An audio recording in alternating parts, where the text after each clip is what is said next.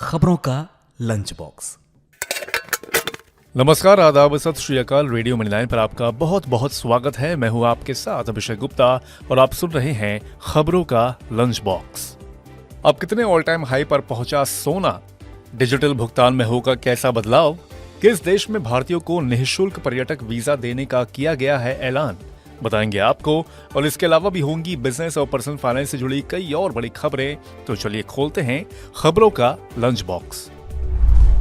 Rating agency S&P global ने कहा है कि भारत की जीडीपी वृद्धि दर 2026 तक बढ़कर 7% हो जाएगी, जबकि चीन की दर 4.6% रहेगी। एशिया प्रशांत का विकास इंजन चीन से दक्षिण और दक्षिण पूर्व एशिया में स्थानांतरित हो जाएगा।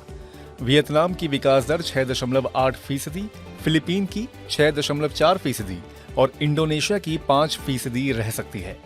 वित्त वर्ष 2024 में चीन की जीडीपी 4.6%, 2023 में 5.4% और 2025 में 4.8% रहने का अनुमान है। अब गोल्ड में दिलचस्पी रखने वालों के लिए बढ़िया खबर है। सोना मंगलवार यानी कि 28 नवंबर को ऑल टाइम हाई पर पहुंच गया है। Indian bullion and jewellers association IBJA की वेबसाइट के मुताबिक 10 ग्राम सोना 475 रुपए महंगा होकर 61,913 रुपए में बिका। इससे पहले इसी साल 4 मई को सोना अपने ऑल टाइम हाई पर था, जब इसकी कीमत 61,646 रुपए प्रति 10 ग्राम थी। HDFC सिक्योरिटीज के कमोडिटी और करेंसी हेड अनुज गुप्ता ने कहा कि शेयर बाजार में जारी उतार चढ़ाव के कारण सोने को सपोर्ट मिल रहा है। इसके चलते अगले 1 साल में ये सोना 67,000 रुपए प्रति 10 ग्राम तक भी जा सकता है। साइबर क्राइम काफी ज्यादा बढ़ गए हैं और ऐसे में सरकार की इस पर पूरी नजर है और कुछ सख्तियां सरकार ने बरती हैं। बैंक फ्रॉड के बढ़ते मामलों को देखते हुए सरकार ने साइबर सिक्योरिटी से जुड़े सभी मामलों से निपटने के लिए बैंकों से नोडल ऑफिसर नियुक्त करने को कहा है।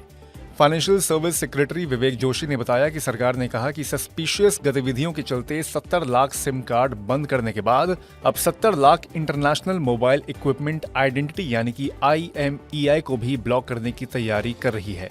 उन्होंने कहा कि इसके अलावा 259 फाइनेंशियल संस्थानों को Indian cyber crime coordination centre 14C से जोड़ दिया गया है, जबकि 800 और संस्थानों को इससे जल्द रजिस्टर करने को कहा गया है। विवेक जोशी ने कहा कि साइबर फ्रॉड पर कंट्रोल करने के लिए सभी एजेंसियों को बेहतर कोऑर्डिनेशन करने की जरूरत है।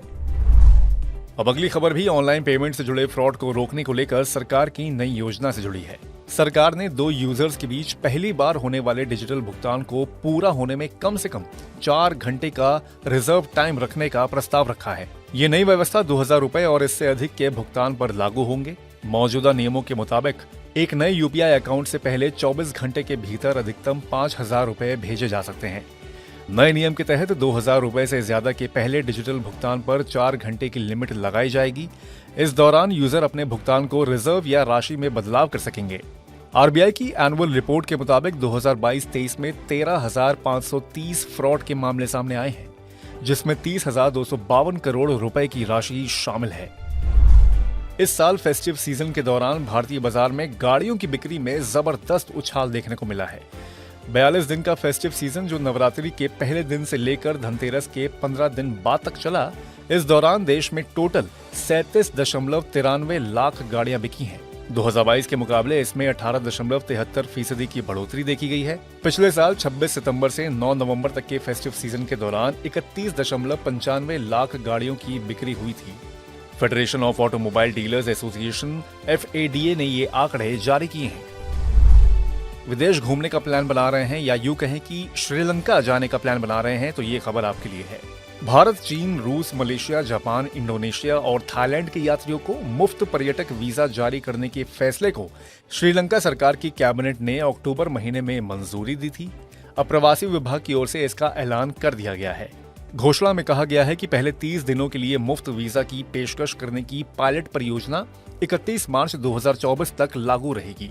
यात्रियों को श्रीलंका आने पर दोहरी प्रवेश स्थिति दी जाएगी और वीजा की वैधता द्वीप राष्ट्र में 30 दिनों के प्रवास तक सीमित होगी। भारत पारंपरिक रूप से श्रीलंका का शीर्ष इनबाउंड पर्यटन बाजार है। सरकारी बैंक में काम करने वालों के लिए एक बढ़िया खबर है। बैंक अब हफ्ते में 5 दिन खुलेंगे।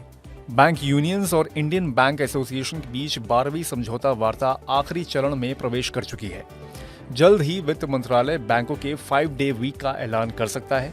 बैंक कर्मचारी काफी लंबे समय से 5 डे वीक की मांग कर रहे हैं। अभी बैंकों में दूसरे और चौथे शनिवार को अवकाश रहता है। बैंक कर्मचारियों की वेतन में भी बढ़ोतरी को लेकर समझौता भी अंतिम चरण में है। रिपोर्ट्स के मुताबिक वेतन में संशोधन, वर्किंग डेज में बदलाव क्षेत्रीय ग्रामीण बैंकों पर भी लागू होगा। तो इसी के साथ बंद करते हैं खबरों के लंच बॉक्स को। उम्मीद है कि इसमें पेश की गई खबरें आपको पसंद आई होंगी। अगर ऐसा है तो हमें कमेंट करके जरूर बताएं। बाकी बिजनेस, पर्सनल फाइनेंस और कॉर्पोरेट जगत से जुड़ी खबरों के लिए सुनते रहिए रेडियो मनी 9 और डाउनलोड कर लीजिए हमारे मनी 9 ऐप को। हमेशा की तरह मैं हूं आपके साथ अभिषेक गुप्ता। अभी लेता हूं विदा। धन्यवाद। खबरों का लंच बॉक्स।